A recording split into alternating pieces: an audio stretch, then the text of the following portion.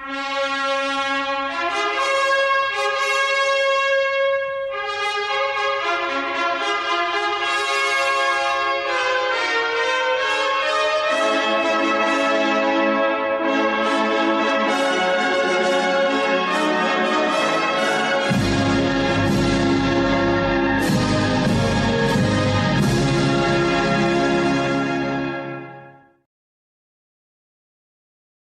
guys, and welcome back to another update video.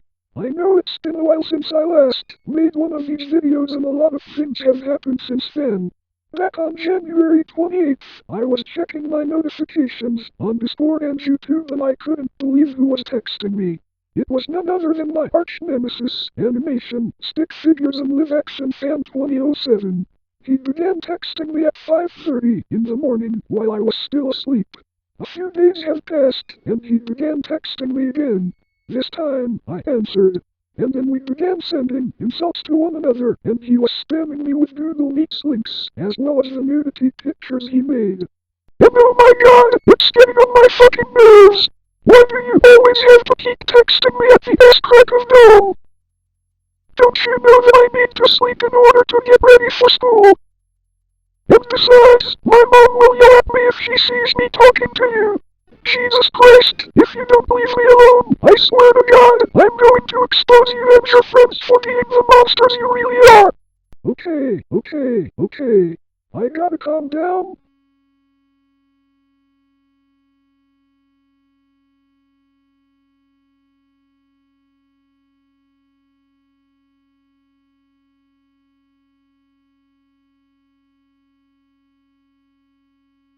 Anyways, on February 18th, the first season of the Cuphead show was released worldwide on Netflix, and I thought it was alright.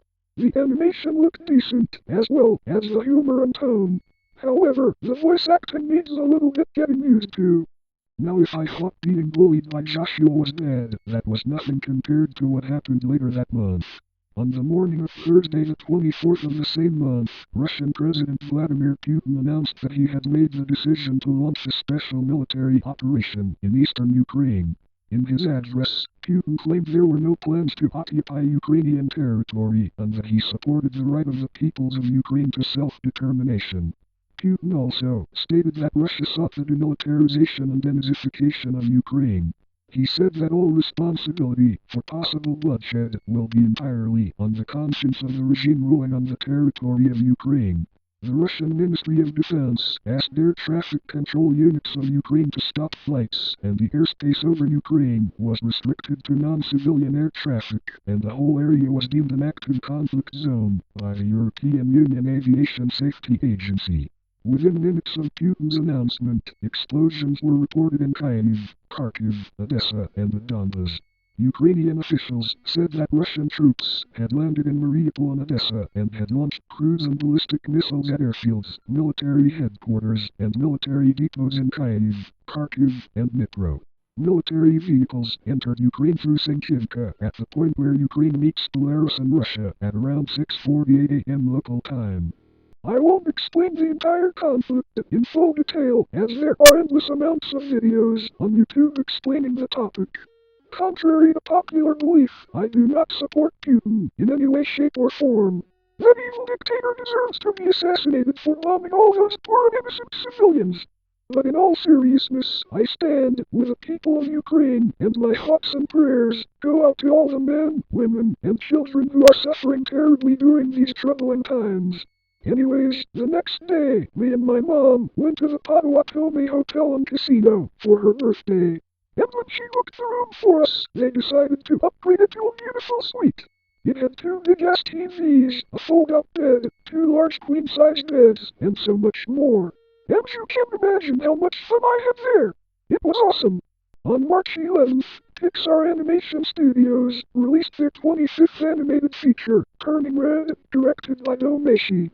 Now I won't spoil anything for those who want to go watch it, but I can tell you this for a fact right now, that this film is absolutely phenomenal. Now it isn't as great as the original Toy Story, but it's still absolutely fantastic. And apparently, I'm not alone. Not only did it get great reviews from the critics, but the movie currently has a 94% fresh rating on Rotten Tomatoes. This shows how far they've come since the days of their theatrical, produced shorts and TV commercials. From their low points, with Luxo Jr., Tim Toy, Nick Nack, and Jerry's Game, to several years later at the top of their game, with this. Even though I'm giving high praise to this movie, I am aware that not everyone liked this movie. Some animation reviewers on YouTube said that this movie portrayed Canadians in a very unflattering manner and that it was Pixar's biggest mistake since Cars 2 in 2011. And that's not all, but it also spawned countless amounts of YouTube poops, edits, and memes. And last but not least, on April 1st, Adult Swim conducted their annual April Fool's prank. Unlike last year, when they made themselves kid-friendly by removing the sexual innuendos, swearing, and violence for this year's prank, however, they did something way worse. Timmy and Bun Bun have returned. That's right! Adult Swim finally did something that I have been fearing since last October. At 12 o'clock a.m. Eastern Standard Time, the second airing of Rick and Morty of the night started with the first few seconds of the Come and Learn with Piggy Proof of Concept short, but then it transitions to the beginning of Total Recall with Piggy and Bun Bun outside the Smith house before the corruption from the short appears on the screen and appears outside the window from inside the house as the two characters run away. For the next 2 hours, most bumps and shows, all of which were reruns, had an occasional appearance of Piggy or Bun Bun interacting with them, often having the characters or environments affected by the corruption. The shows they broke into include the previously mentioned Rick and Morty, Smile and Friends, The Air Comes Ray Show, Aqua Teen Hunger Force, Bird Girl, and Joe Parrot Talks With You. But that's not all. At 5:59 a.m. Eastern Standard Time, they aired a special sign-off where Piggy sings goodbye to the viewers as Cartoonito went on the air. Believe it or not, I was actually watching Adult Swim as all this was happening. No joke, I saw every single thing that Piggy and Bun Bun did on that day. And to be quite honest with you guys, it was kind of scary as all hell. Now do you guys remember when I said that EastEnders Intro Bloopers was gonna premiere on January 31st? Unfortunately, I missed the production deadline because the video making process was too slow.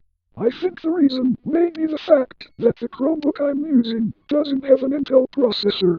But don't worry, episodes will begin coming out in the coming months. Now that's all I got to say for right now. Anyways, thank you all so much for watching. Comment, like, and subscribe. Turn on notifications, and stay tuned for my next upload. Bye for now.